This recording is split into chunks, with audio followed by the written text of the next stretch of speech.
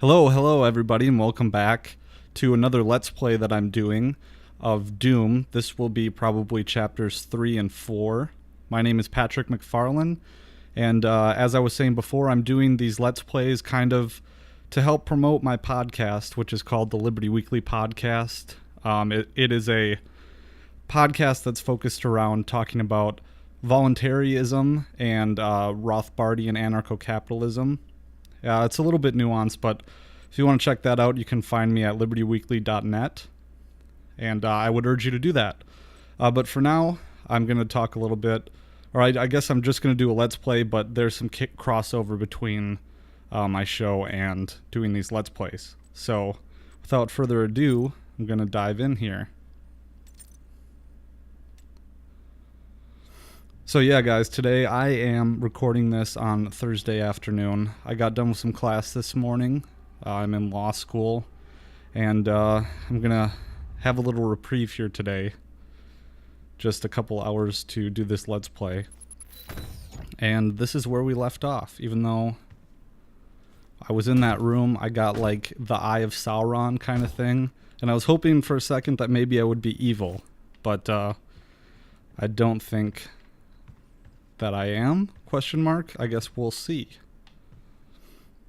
And so yeah, I did my first Let's Play yesterday. I'm just gonna check and see what the hell's back here. I can vaguely remember this. My last Let's Play I did like super late at night, so it's kind of hard to remember. At least I have a battle rifle now. It was super satisfying to shoot. But if everyone has seen my last Let's Play, thanks so much for sticking in with there and checking me out on my next Let's Play. I got a few thumbs up. I got one thumbs down, which is fine. I can take it.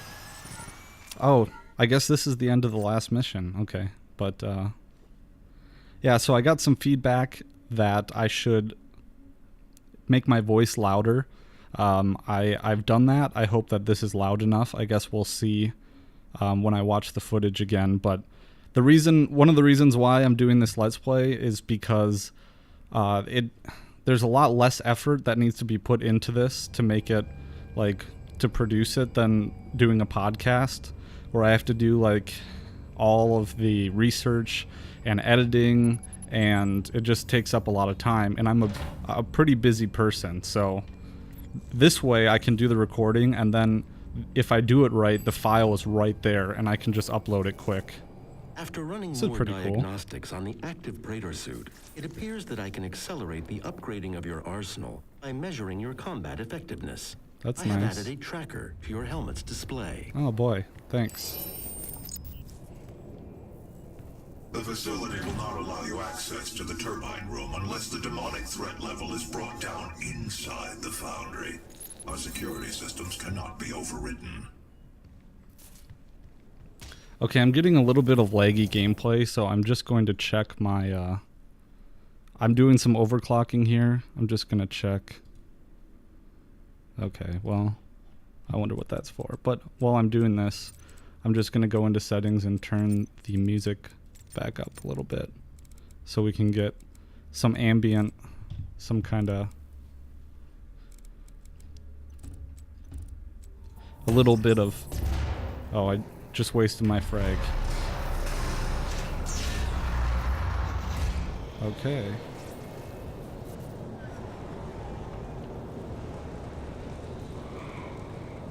That's pretty cool. Yeah, the old Doom didn't have much, like, Doom 3, I should say, didn't have too much like this situation. Big open spaces like this.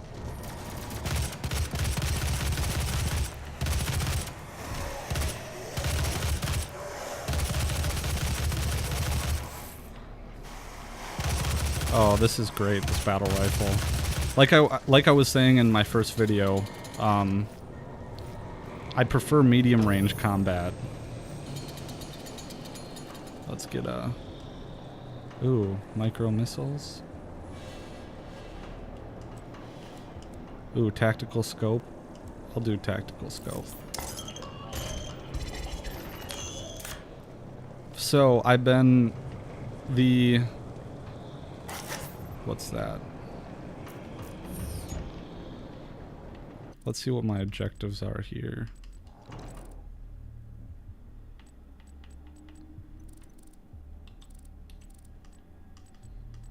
Okay, this is my codex mission. Stop the meltdown. Okay.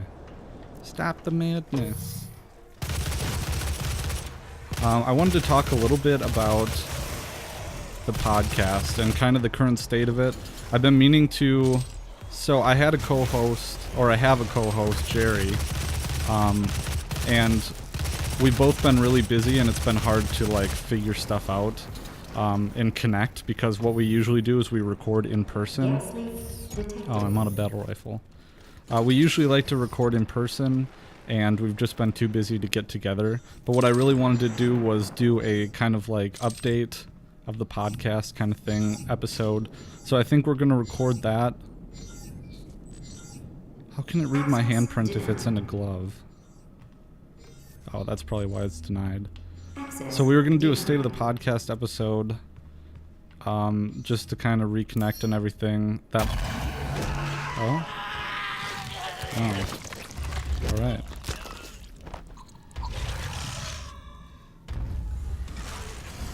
I forgot what those guys are called. Huh. It's kind of brutal though. Wait, does that mean I can use his hand?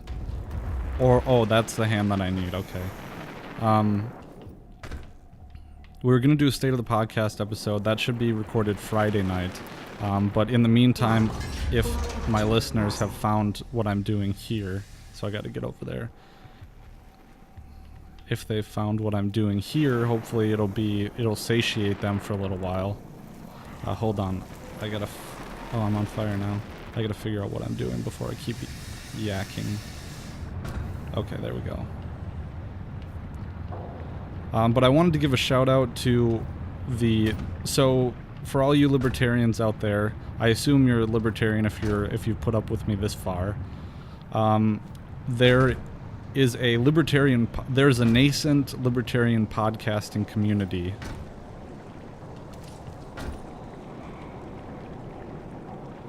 Okay, maybe I just need to pay attention here. Can I run across this and jump up?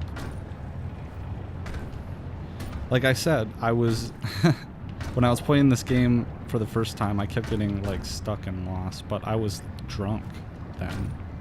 Now I have no excuse except for the fact that I'm multitasking. We have a nascent podcasting community that is made up of a few smaller shows, but we've kind of banded together in mutual self-interest, and we're promoting each other, and we're having a good time connecting and strategizing and stuff. And mostly this community is centered around the actual Anarchy podcast. Fuck, how do I get through this?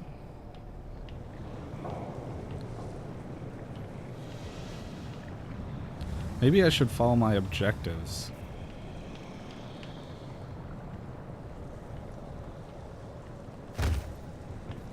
Let's look at the fucking map.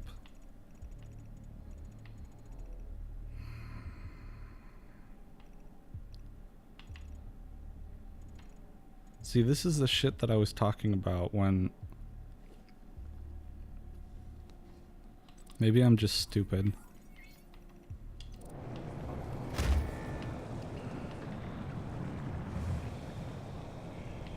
Okay. So I need to get across that.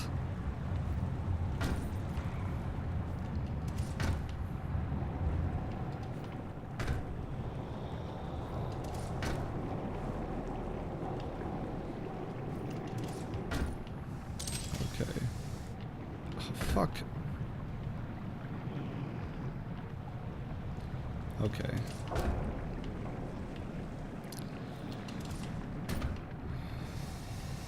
Sorry guys, I'm just trying to focus here so I'm not stuck in one place and just running my mouth. There we go, okay.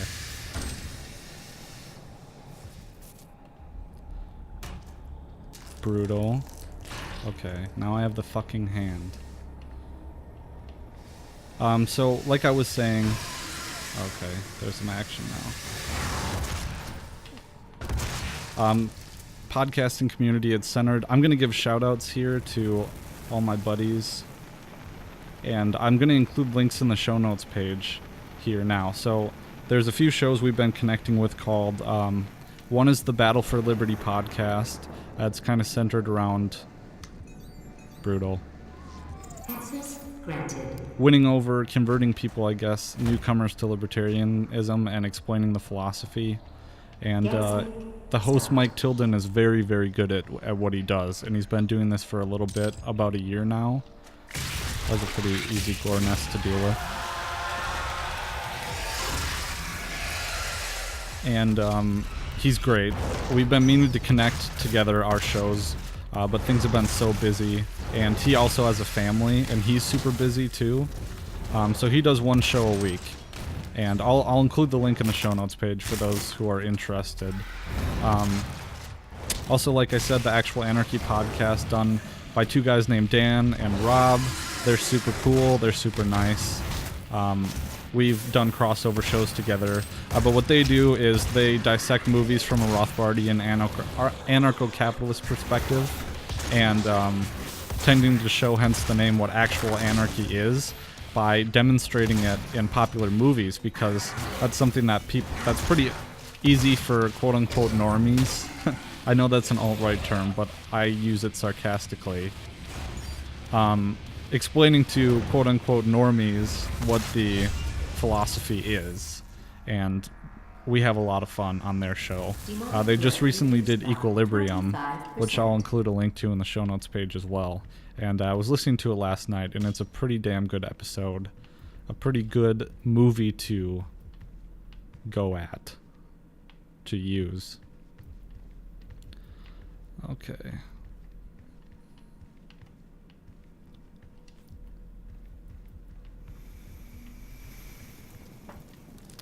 And I get the feeling... Okay. I hope this... Yeah, okay. So they're a really cool show. Another show that I've been interacting with is a super new show called the Peaceful Treason podcast.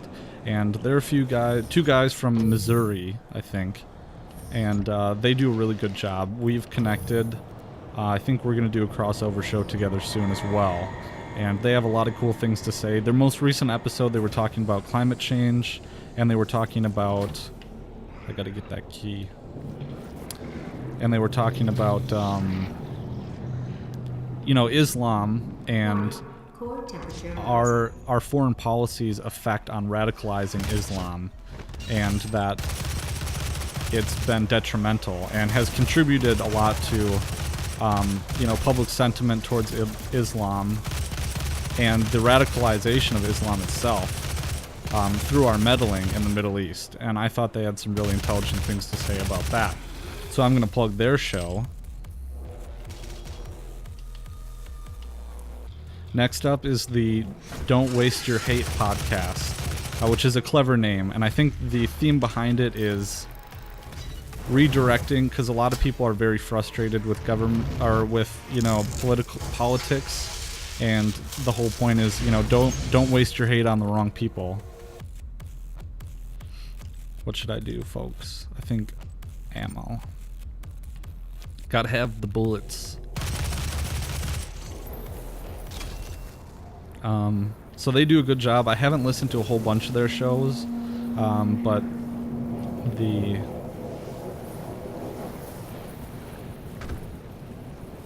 what I've listened to so far has been pretty damn good. There's a lot of... All these people are very smart people. And it's been a joy to connect with them. I think what I was talking about before, doing this podcast and having that be my activism, has been so rewarding. I've been able to have so many great conversations with people. And I think, I don't want to say, I don't know. Sometimes it can be lonely, though, because you don't get a whole lot of interaction from the audience all the time. Because, people are busy and they have their own shit going on. And, you always want feedback, but I've been able to make a few friends. Shout out to everyone in my Facebook group and my Patreon supporters. But the world shrinks when you do something like this, and you make good friends, and it gives you a little hope, to be honest, for the future. And another main point of doing the show is that I'm kind of a motor mouth, as you could maybe tell, and I would otherwise be driving my poor wife insane with talking about this shit all the time, and it's kind of my outlet as well for that.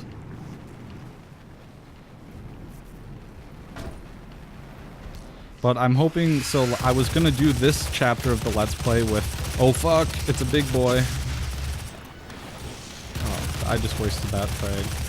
Shit! Oh, you can hear that music now. Once again, I wish I could play Meshuggah, so, oh, that's cool. If anyone knows the legal implications behind playing that kind of music, let me know. I should just look it up, but I'm too lazy, like I said. But I was going to have my wife do this chapter of the Let's Play with me, but I worked 6 to midnight last night at the library, and when I got home, she was in bed. But we'll probably do one tonight. We'll do chapters, I don't know, 5 and 6 together. Okay. Yeah, so this part's pretty cool. Foundry kind of thing. That must be my primary objective over there. It looks like it's out of range.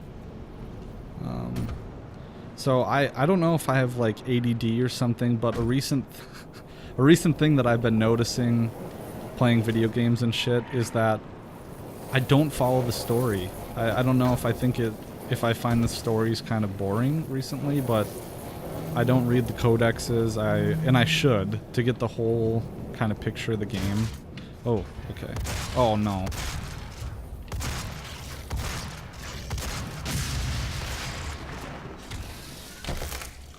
Okay, that was the same animation for killing those big guys twice in a row.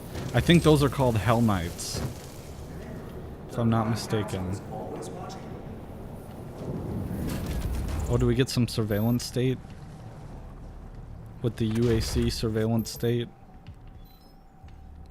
The leftist inversion of corporate. Well, I wanted to say too, I was talking about corporations and government in the last period. And corporations wouldn't exist but for government, because if I'm not mistaken, I believe that the corporation designation is a special legal status given to business entities by the government itself. So the Union Aerospace Corporation would not be what it is. And I think it has to do with taxes, but also dividends and shareholders and stuff like that. I haven't had biz orgs in law school yet. I might take it next semester. But I'm graduating in May, so I'm almost done anyways. I might just learn biz orgs doing my bar prep stuff. But I should probably touch on free speech too, because I was saying I don't believe in free speech. Or, no, I wasn't saying that. I was saying that free speech doesn't... It's like, I have a specific passion for certain things, and free speech just isn't something that gets me worked up like it does other people. And I think it's because I went to school at the U of M, and I was in YAL, Young Americans for Liberty, and we did tabling events, and I was doing all that free speech campus activism shit for 4 years. And I'm just kind of sick of it, to be honest. And other people annoy me with what they say, and I still support free speech for them, you know, just because they annoy me, you know, I assure you. But moreover, I do not think that free speech is a natural right. And that is because I think that free speech is it's a part of property rights. What we would see is free speech. That's like privacy rights. I don't think privacy rights exist. Because in some situations, in order to assert your right to privacy, you're going to have to infringe on other people's natural rights. And so I don't think there's any natural rights that aren't part of property rights. And so therefore, you don't have free speech unless you're on your own property, or if the owner of the private property of which you are on has a policy of allowing free speech. And that would be in a pure ANCAP, that would be in Ancapistan. And obviously we're not living in Ancapistan. And so I don't support government censorship as a rule because the government itself is invalid. It's the same with privacy rights. I support the Fourth Amendment and,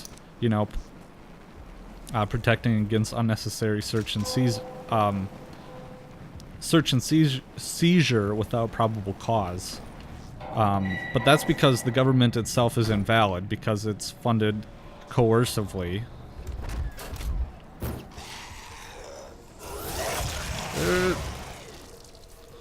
That was cool. Flesh storm. So in the same way, you only have free speech on your own private property. I mean, you can say you have freedom of thought no matter what property you're on, because your thought happens within your own head. But as soon as you get on someone else's property, they get to dictate what is allowed and what isn't. And I still don't, support government censorship because government itself is invalid. And so I wanted to kind of clear that up a bit, because I think I put my foot in my mouth a little bit in the first video. But so I'm going through this, and I'm really hoping that my voice is loud enough. I wanted to correct that, so I turned the volume up a little bit. I'll turn it up a little bit more. I was kind of worried about that. Like I said, I can't really, oh, let's listen to what this guy has to say. I can't really do a lot of editing because that takes more time, and I wouldn't be able to do it if it took 3 hours to put out each video. If I did... What is he saying? Is the foundation to our success. With you, we will establish a new paradigm and move humanity into the future. This just sounds like government propaganda to me. Religious government propaganda. So I was going to keep interspersing my shoutouts to my fellow podcasters.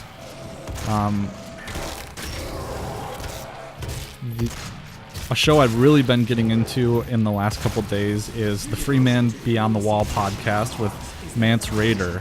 And I don't watch Game of Thrones. I think it's a soap opera with porn. And I'm not trying to detract from Mance and his show, because his show is freaking excellent, and I think his decision to choose the name Mance Raider was super duper smart from a marketing perspective, because it has instant recognition with a lot of people, and plus you're going to get people who are Googling Mance Raider and come across your show organically. So that's a shitload of traffic right there. And I wish, if I could do this over again, I wish I would have chosen a pseudonym that had that recognition.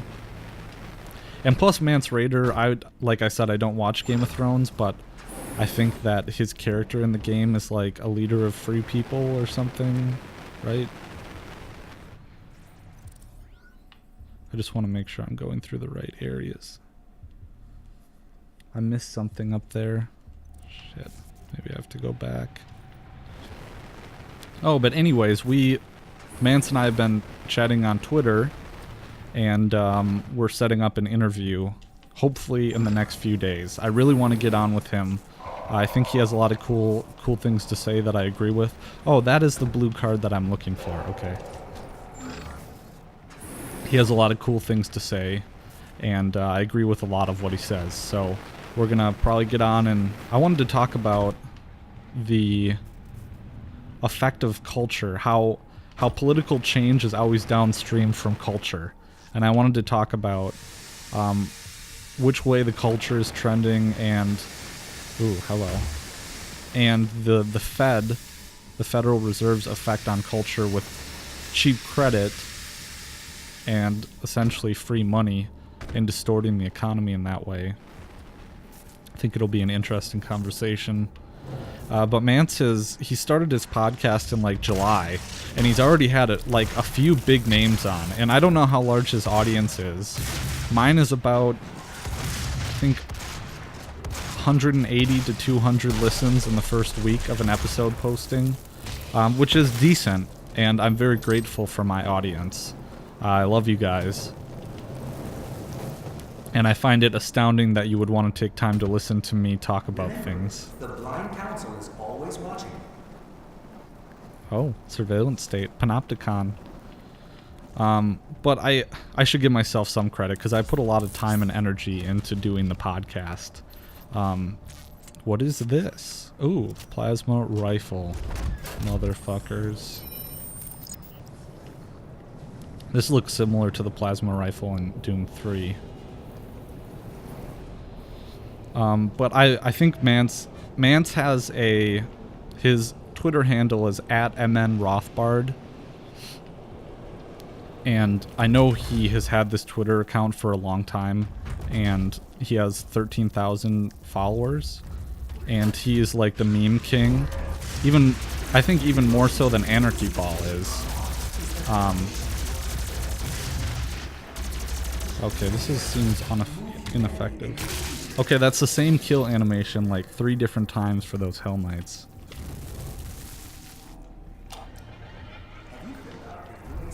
But yeah, Mance is like the meme king when it comes to Twitter.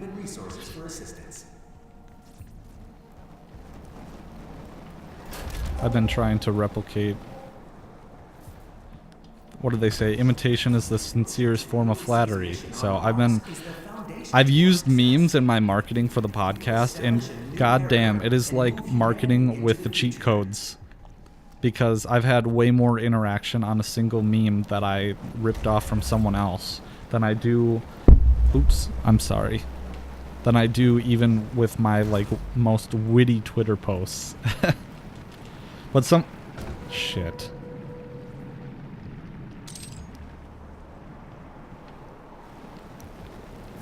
God damn it.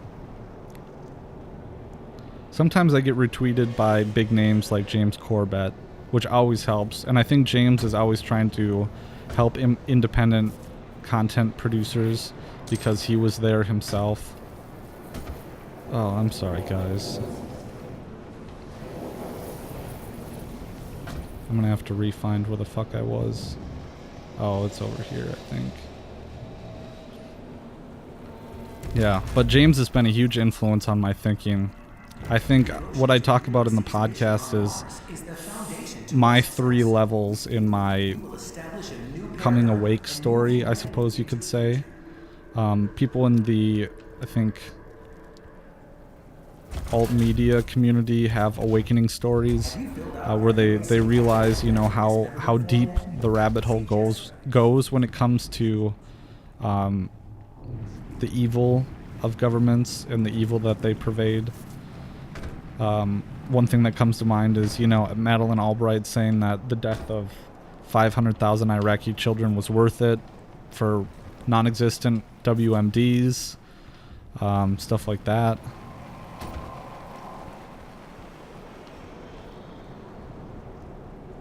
John McCain just being a shithead in general. Okay, I'm sorry guys. I get lost so often. It's kind of hard to multitask. Where's the last gore nest?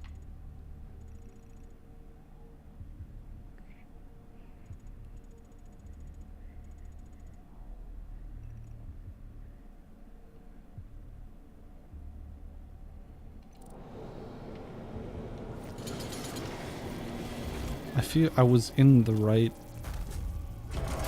going the right direction. I've already kind of fucked around in here.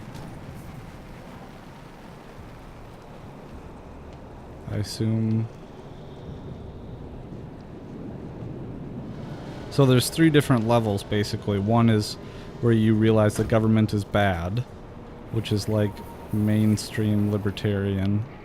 Then you realize you take the step from anarchy. That's where I need to go. Fuck. Then you take the step from minarchy to anarchy, which the difference between minarchy and anarchy is 6 months of reading. Goes the old adage.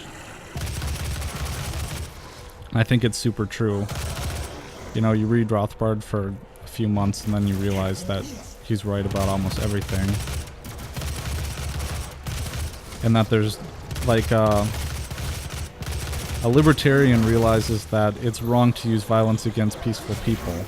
And an ANCAP or a voluntarist realizes that there's no exceptions to that, basically.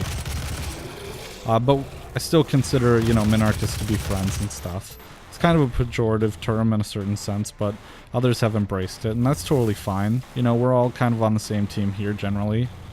So there's no reason to be adverse to each other. Alright, Lore Nest. Sorry I had that little segue. Like I said, I would have edited that out, but it takes too much time and this wouldn't happen if that were the case, so.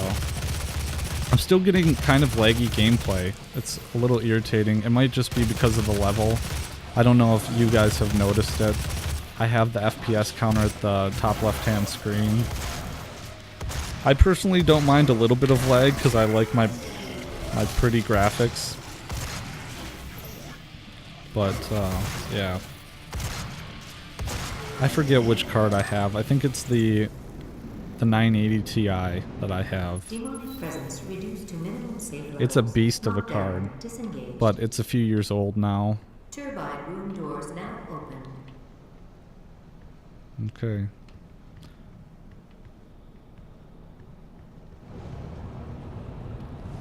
I feel like I should be mentioning other podcasts, giving them some I'm gonna die.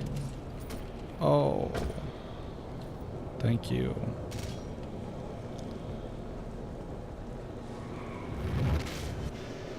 Oh. Alright, now I have to go through the yellow door. Right? Or this door.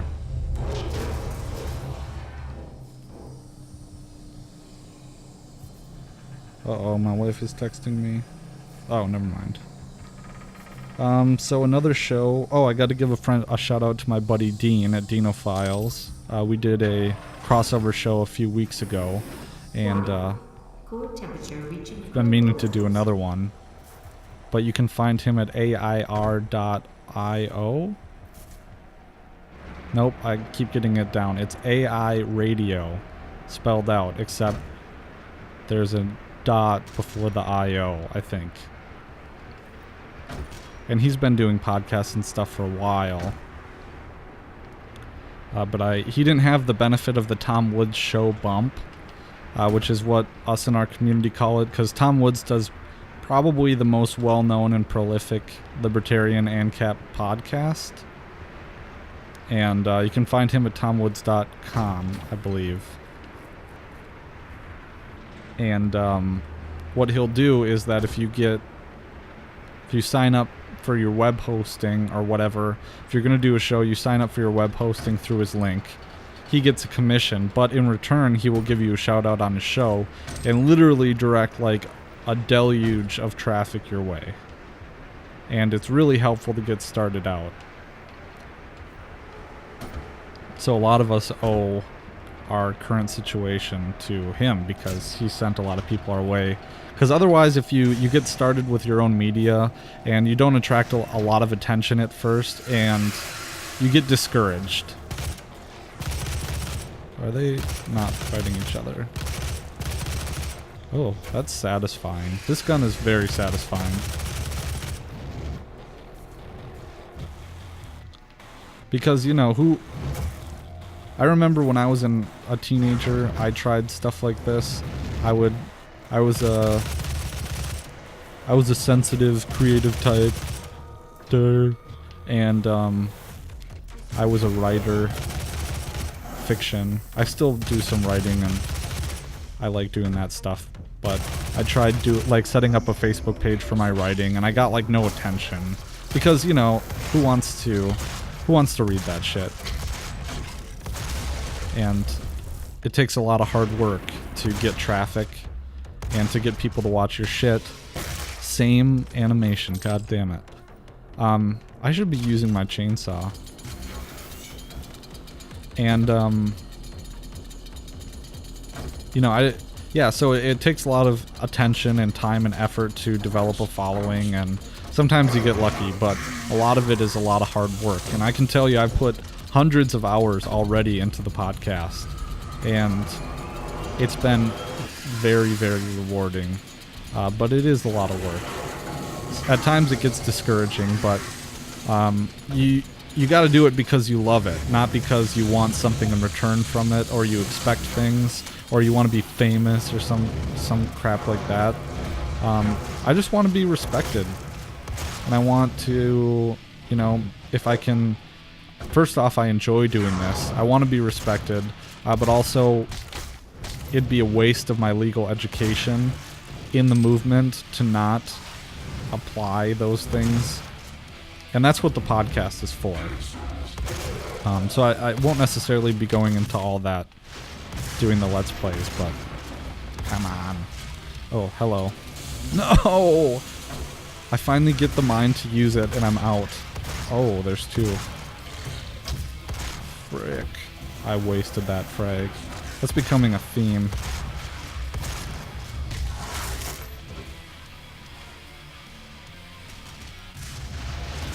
So guys, I do want to return to pumping my buddies and their podcasts.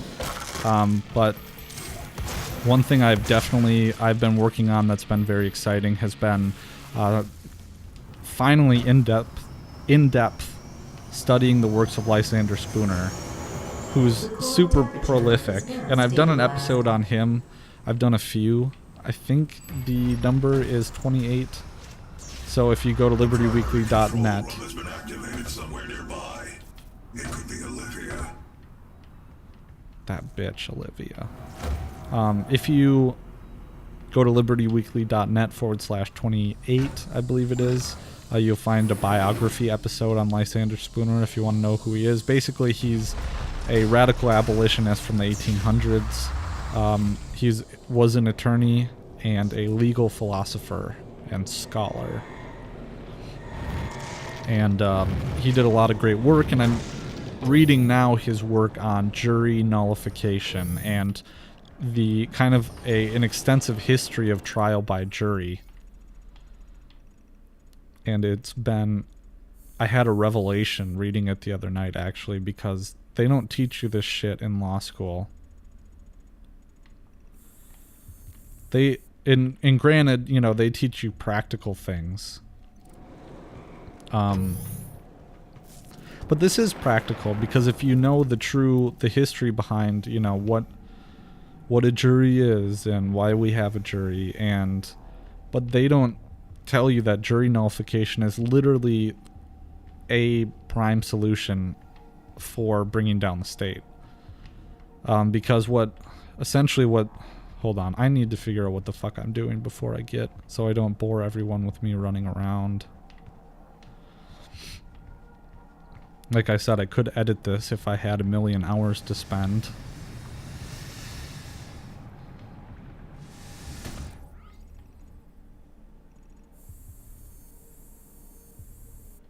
It says investigate the signal.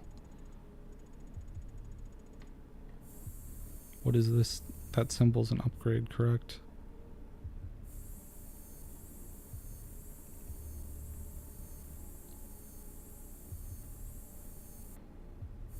What the fuck? Look, I'm just in this dead-end corner. You know, I'm surprised that my cats haven't been all over me during this episode.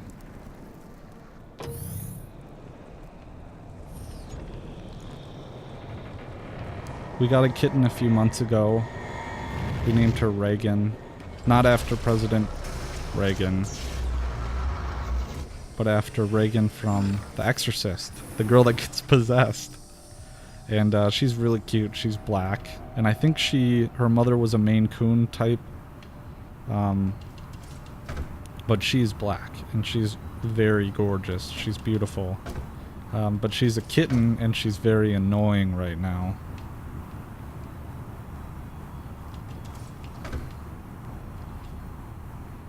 I really hope that I wasn't just here. Okay, this is what I need. So this game really reminds me of that, like, you know, back in the day, back in the 90s or the mid-2000s, there was always... Is this the end of the mission? There was always... Oh, cutscene. Authorization. Olivia Pierce. Alpha 402.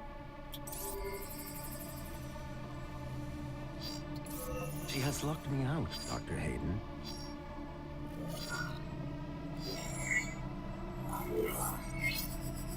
All power rerouted to Argent Energy Tower. She is trying to tear open the portal between our world and theirs. Hell?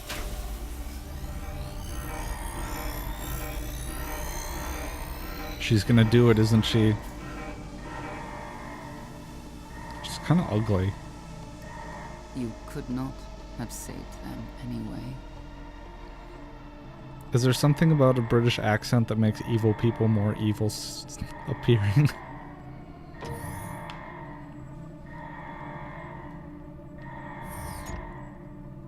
Now does the shit now hit the fan?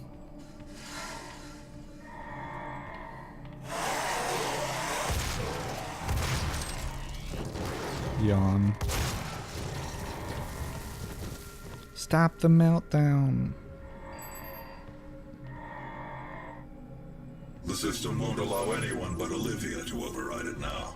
We will have to shut down the Argent Tower manually from the surface. It's just such a theme in video games like this, that there's a commanding voice that just sits on their ass and tells you, oh, do this, do that, go here, go that. It's like a trope that I've noticed amongst... Okay, here's the end of the mission. It's a trope that I've freaking noticed. Like in Dead Space, it's the same thing.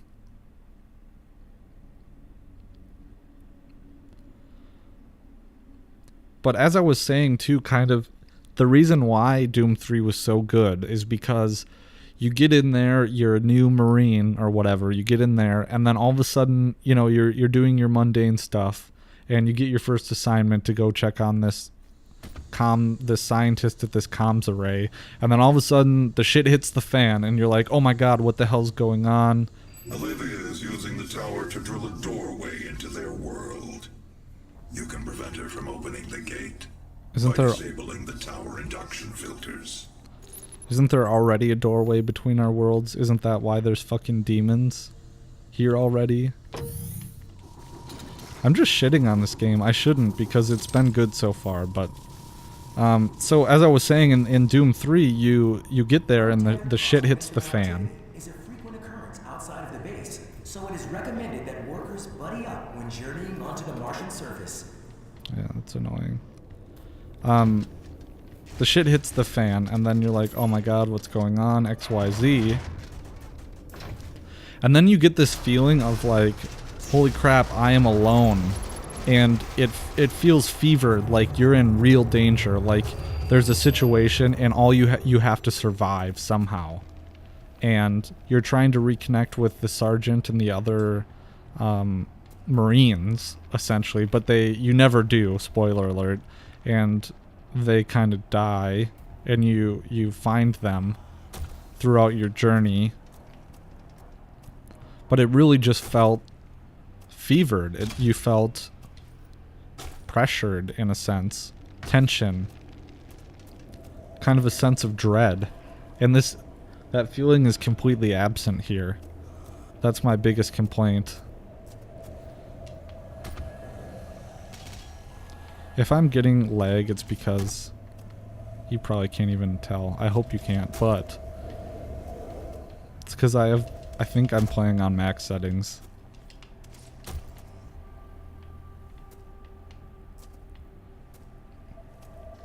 Maybe I should change that.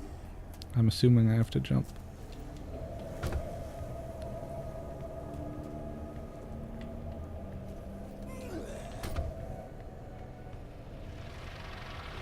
My apologies if you can hear traffic noise.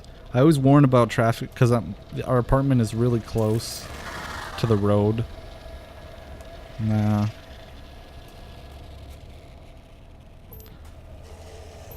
And I always mention traffic noises in my podcast, the ones, because we always used to record in Jerry's basement, which was super duper duper quiet and super nice for doing these kind of things and doing interviews and stuff. But now I'm kind of resigned to my apartment and it sucks. But I always warn against traffic noise, and then I go back and listen to the episode and there is none that you can pick up. Because my mic is, I really love my microphone. I should look at it. It's an Audio-Technica ATR 2100 USB. And apparently it's the one that Tom Woods uses in his own show, and it's super professional sounding. Alright, I really want to chainsaw this guy. Thank you. That was cool. Okay, I just wasted another frag.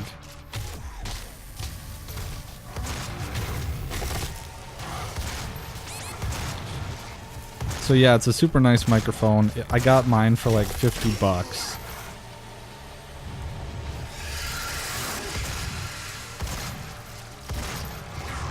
And maybe I should get another one now, because if I'm going to start doing Let's Plays with my wife, or if she's going to join us, maybe important. You know what I should have done though is I'm sure I can get a good running time of how long these chapters are.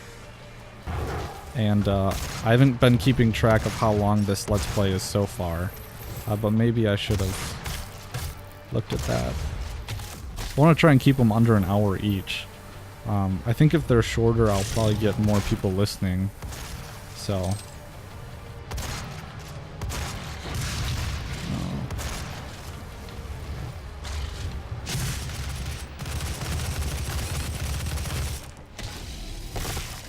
get some health there.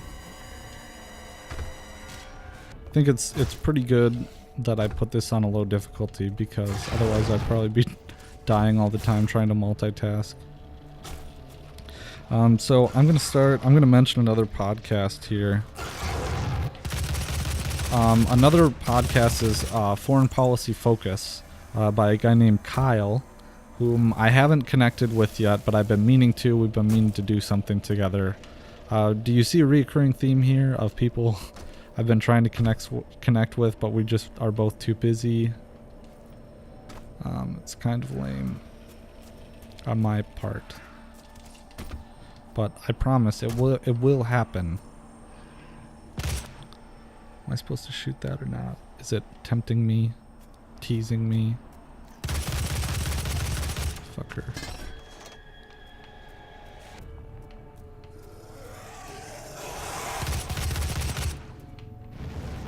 Oh.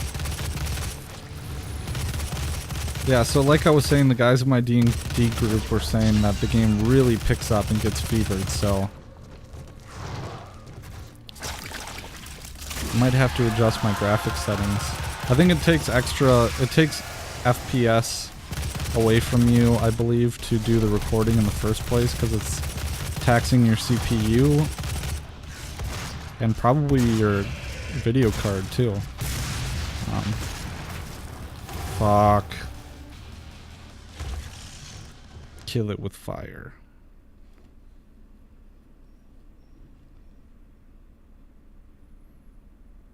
Might be approaching an hour here. After this is done, I gotta go back to school and study for secure transactions tonight, which is lame. Secure transaction is fucking hard.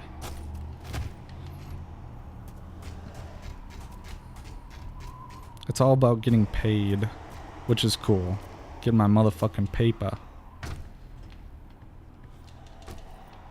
Making sure creditors get paid. I'm gonna fuck around over here. But as I was saying about Lysander Spooner before I got sidetracked, he makes the argument that the Magna Carta has been misinterpreted throughout history. There was a very famous English jurist named Sir Edward Cook. I believe it's Edward Cook.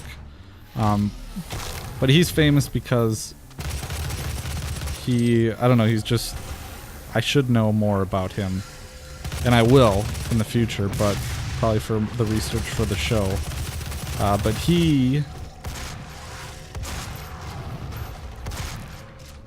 interpreted the Magna Carta falsely, apparently, according to Lysander Spooner, because it was written in Latin, as a lot of the legal documents were at the time.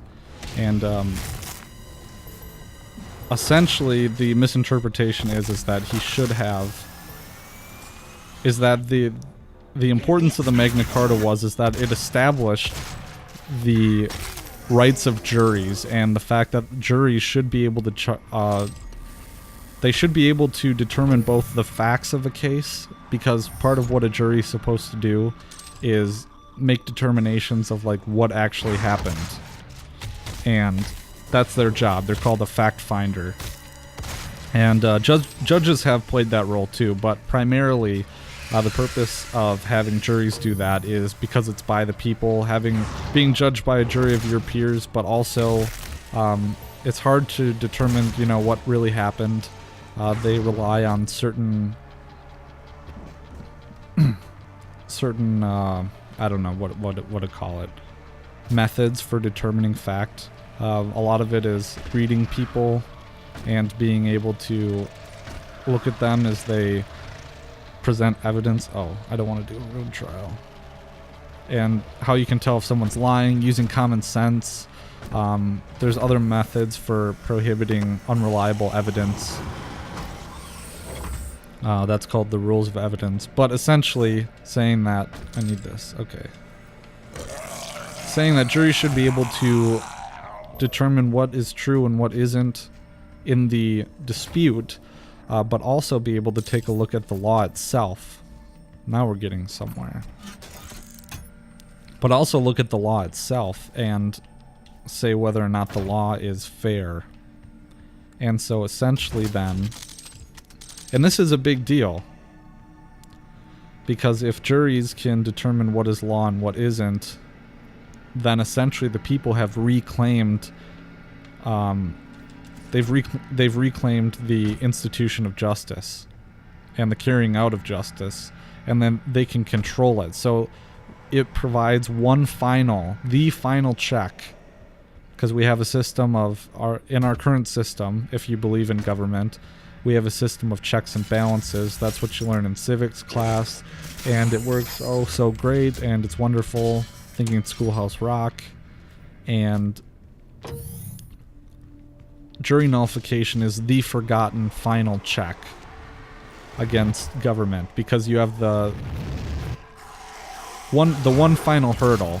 So a law gets passed, the legislature, the people, or so the myth goes, is that the people's will is manifested in the legislature. They create a law, and the judicial branch interprets the laws, and the executive branch carries out the laws. Well, the people are kind of absent from the situation, directly absent, and because they do vote, if you believe in voting and political representation, which is also a myth. libertyweekly.net/29, I talk about this. The myth of political representation. And, but essentially the jury nullification is the one last check against. So before convicting someone, a jury has to okay both the law that is allegedly violated and whether or not the defendant or civil party, in some instances, have run afoul of the laws, or what should happen according to those laws. But if that's the situation, if we have that, we are not living in a free society unless we have jury nullification, unless there's that final check. And that has been absent from that used to be the case a long time ago, according to the Magna Carta, or else, why would King John have gotten so upset about it? And we have Lysander Spooner was specifically talking about a letter from the Pope concerning King John and his decision to sign the Magna Carta. And the Pope is like, what the fuck is this guy doing? Like, he's basically been emasculated before the people, and you know, if it would correspond to that interpretation, the interpretation that juries can judge both the law and the facts, would correspond to the Pope's reaction and King John's reaction to signing this document. It was a huge deal. The Magna Carta.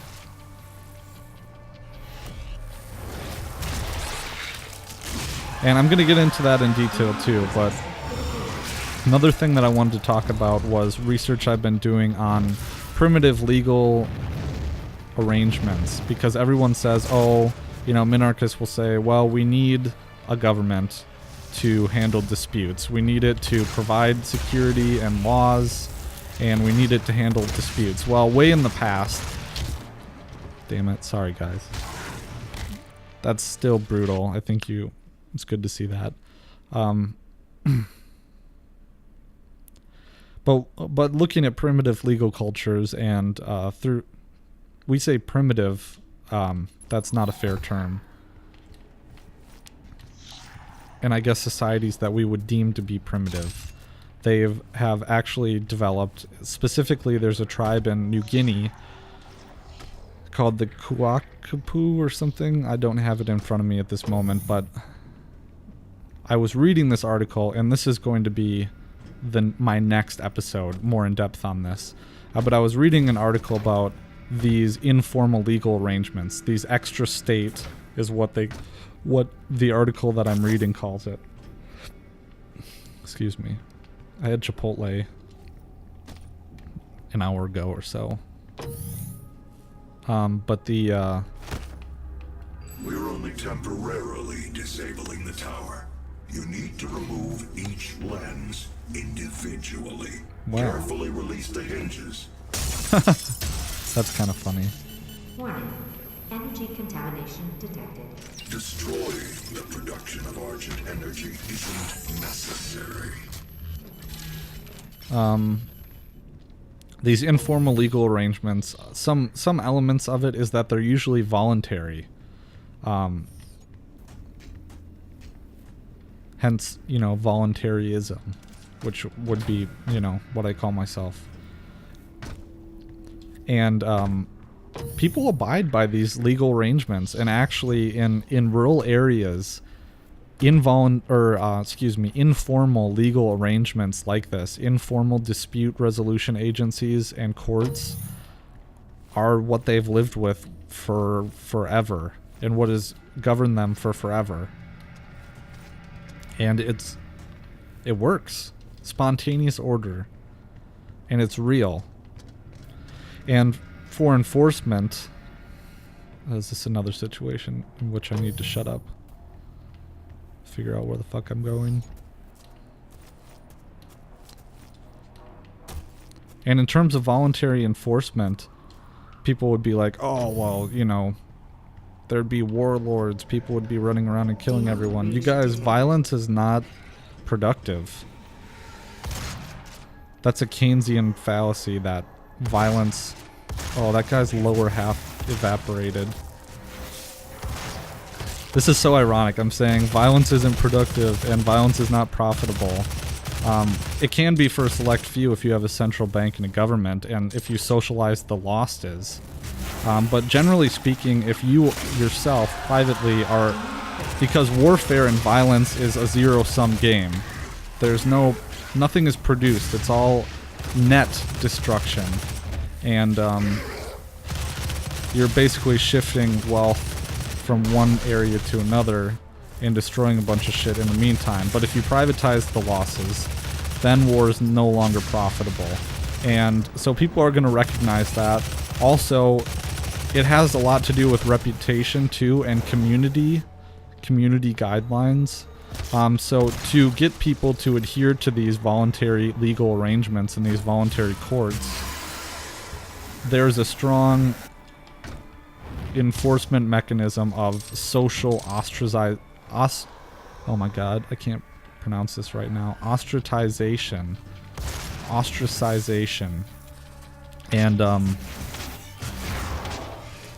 Essentially, if you do not submit to the authority of the court, no one's going to come after you or kill you, but your reputation in the community is finished. You can't do business. The courts will not enforce contractual arrangements for you. And it's not good for you. And so they've been able to secure participation in these legal arrangements voluntarily, in these dispute resolution agencies voluntarily, because people know that it's in their best interest to be cooperative. And if you're not cooperative, bad things will happen to you. It's still not coercive because there's no violence or threat of violence against you, but it's like, okay, if you make this decision, we're not going to enforce your contracts, you're not going to be able to, people won't patronize your business, it's going to be bad news bears for you. And it's been very effective. And in fact, I have very high faith in dispute. Stop. The hell energy is unusable without the filters. Fuck you, buddy. Energy contamination. I want to know why I'm so pissed off at these people. There's no answers unless I should be reading the codex. Oh, there's the Hell Knight that I was talking about earlier. So, yeah, that's voluntary legal systems. What the hell is that? Literally, what the hell is that? Get it, hell?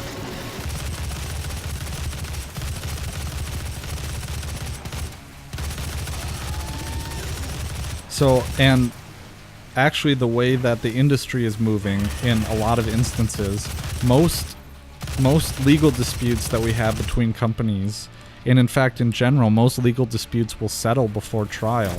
And whether that's a reflection of the state's inability to properly litigate cases, and it's just easier because the state is so inefficient at at providing justice that people would rather just settle than go through the agony of trying to litigate. It could be that.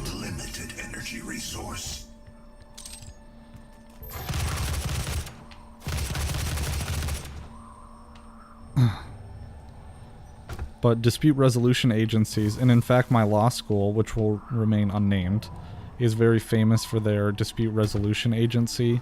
And so a lot of disputes between companies are already, as we speak, privately adjudicated. And people come to an agreement and they close and they settle. That's just kind of the norm. And in fact, I was doing an externship this summer in a district court, and there were no trial. Okay, maybe there was like one trial the whole summer. One or two. And cases just don't get to trial anymore very often.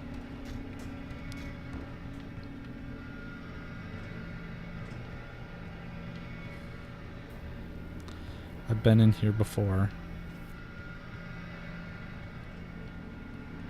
One thing I don't like is that there's no sprint there I go, wasting my frickin' frags again. There's no sprint function. Unless I just haven't gotten it yet. Warning. Energy contamination at critical levels. We spent decades perfecting the science, selling it to humanity. We balanced their hell energy with our science, making it usable and safe. We solved an energy crisis the world had no answer for. It works. You cannot do this. It works. Private courts work. One thing that I've found it useful in describing why we don't want the government to handle justice is that, well, you do have the public goods theory, which states that there's no way for certain companies to limit who benefits from their business, so therefore it must be monopolized by the government, which is just bullcrap, because like Hans Hermann Hoppe handles this in the first chapter of the economics and ethics of private property, And it's been a while since I've read it, but I think the gist of the argument is that public goods theory is unacceptable because it's arbitrary, it's not coherent. For example, like, there are certain things that will benefit lots of different people, like Lighthouse, for example. Ooh, I'm gonna punch people. And I'm not gonna give a very good case for what Professor Hoppe has argued in the Economics and Ethics of Private Property, because it's been a while since I've read it. It's not fresh in my mind. He makes an example with underwear. It's kind of funny.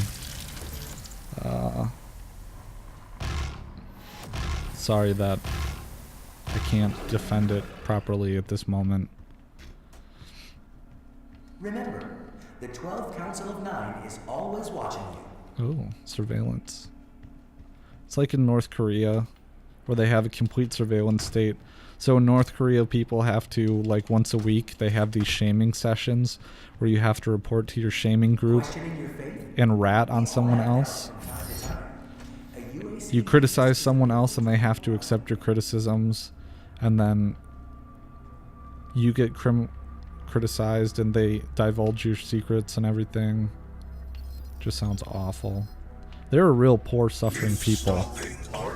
They're the forgotten victims of this whole situation. Need only to destroy this last filter, and Argent energy will no longer exist in this solar system. Yeah, well, fuck you. We will be back at square one. I'm sorry, guys. Fuck you. Punch.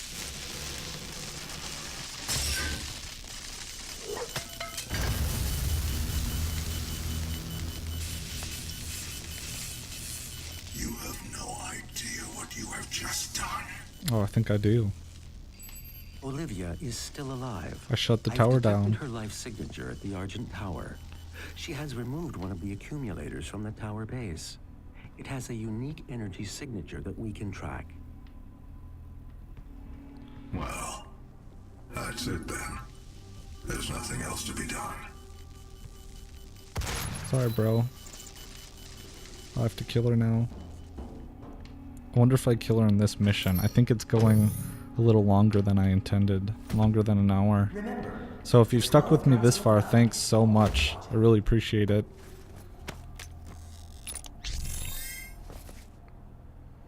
I see I have a lot of upgrades to do. Might do that off camera. So I'm going the wrong way. Maybe I shouldn't have gone through the airlock. There, it opened. Oh, this is probably the end here. Alright everyone, well thanks for sticking with me through this whole thing. I know I covered a lot of ground and a lot of topics, but I think doing these Let's Plays is good practice for me to do more off-the-cuff episodes. Because when I don't have to, like, when I don't have to do not necessarily the research, but when I don't have to script the episode out, it just takes a whole lot of time and it helps facilitate the show. And so I know I was giving shoutouts to my buddies. I'm going to have to put all of their links in the show notes page below. I have a few more shoutouts to do. The ANCAP Barbershop is a really good podcast. I'll put their link. I recently was watching Dave Smith's Part of the Problem, or listening to it rather, and that was really good.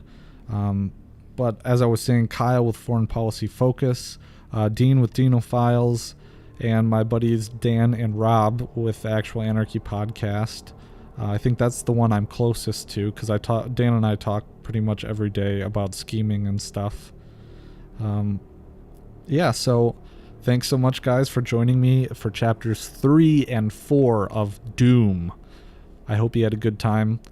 Be sure to subscribe, subscribe on YouTube or BitChute if you're watching on BitChute. And if you watch on YouTube, click the bell icon so you get notifications when I do more of these. Otherwise, find me at libertyweekly.net. Subscribe on iTunes, Stitcher, Google Play Music, wherever fine podcasts are distributed. If you like what I do, support my work on Patreon at patreon.com/libertyweekly. Just trying to think of whatever else I wanted to do. I think I'm going to do another Let's Play tonight with my wife, where we'll do chapters 5 and 6. And so keep your eyes open. Thank you.